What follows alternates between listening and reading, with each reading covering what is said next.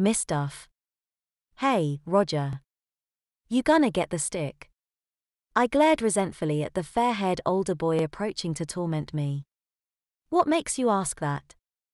I whispered, glancing around to make sure others wouldn't overhear. James grinned saucily and spoke loudly. Heard you got your third demerit in a week. The third one's the charm, boy. Always an automatic trip to the HM. Bent across his desk, 6 of the best. I struggled vainly for dignity, but I could feel my cheeks steaming. My prepared defensive response vanished from my mind at the terrifying image. James painted. 6. I mumbled, trembling despite my resolve to act brave before my mates. He wouldn't do 6, would he? It's my first time. By this time Alfie and Anthony were approaching. Wonder and amusement on their faces. You got a third? Asked Alfie. A touch of respect in his voice. Ouch. Buck up, Roger, grinned Anthony, punching me on the shoulder. It goes quick. Bam. Bam. Bam. And it's over. I nodded glumly, staring at the floor. My stomach twirled with sick fear. How could this be happening? How could I have been so stupid? It was all that girl's fault. A blonde named Gretchen. When she smiled prettily at me and slipped me a note to pass to her friend Renee, I couldn't refuse. Of course, I was the one caught. I didn't dare tell Mrs. Duff the truth. I simply nodded when she wrote me down for a demerit. Fortunately, the teacher didn't recognize the handwriting. So now I was in the lockers, changing into the required gym kit, readying for my trip to the head. My grey shorts were thin and very tight. The thought of a long cane smashing across them was dreadful. Better get going, said James, laughing as he pointed to the clock. It's nearly 4 o'clock. If you're late, the head gets extremely agitated. Icy terror lanced through my body as I stared at the older boy in disbelief. He couldn't be serious. Could he? But Anthony and Alfie weren't denying his assertion.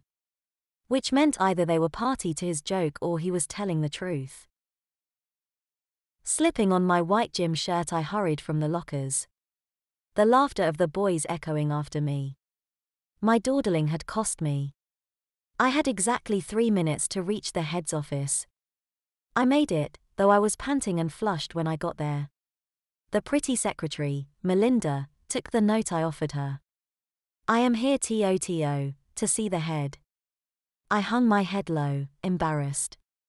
Melinda licked her ruby lips as she studied the note from Mrs. Duff.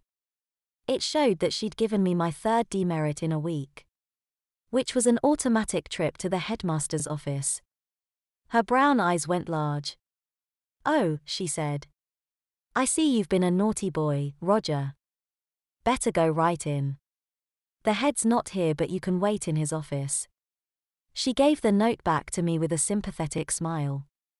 I gulped and nodded, my hand trembling shamefully as I grabbed the piece of paper, my face burning. I turned away quickly and started down the long corridor to the head's office. His door was at the far end, nearly 20 feet away. Headmaster Grimm, the sign on the door read. I'd only been inside once before, not long after arriving at school. And that time I'd gotten a stern lecture and 6 strokes with the slipper across the seat of my shorts. Even now my bum tingled at the memory. Suddenly I felt woefully underdressed. The door creaked open slowly, revealing a dark room filled with dreadful things. I could feel the invisible presence of generations of naughty schoolboys and schoolgirls crying. And I could hear the appalling swish-crack of a slender cane whacking a tender bottom. I flicked on the light, fully expecting to see dozens of teary-eyed pupils staring at me woefully and rubbing their sore bums. But the room was deserted. The room was exactly as I remembered it. A large bookcase stretched across the wall in front of me. To my left was a small couch where guests or waiting students would sit. Large stuffed chairs on either side. To my right was the head's huge mahogany desk, clean and tidy, and gleaming with shine. Next to the desk were wooden filing cabinets and storage systems. But the featured item was on prominent display behind the desk. Attached to the wall was a large wooden gun case with a glass door. Through the glass, I could see 3 crock-handled canes. They were light brown, slender, and slightly warped from years of use. My mouth went dry as I stared at them. Though I didn't want to see them. I couldn't have looked away for $1 million. The shortest one was at the bottom. It was perhaps 2.5 feet long and very thin. That, I knew, was the junior cane. It was most often used on first offenders, and usually on the hands. The other 2 were the same length. Over a yard. But the top one was much thicker and knobbed in places. It was frightful, and I prayed that I'd never taste the senior cane. Surely for me, it would just be the junior one. Hopefully, no more than 2 or 3 strokes. Time passed with agonizing slowness. The room was as still as a tomb. I was nearly afraid to breathe because any sound unnerved me.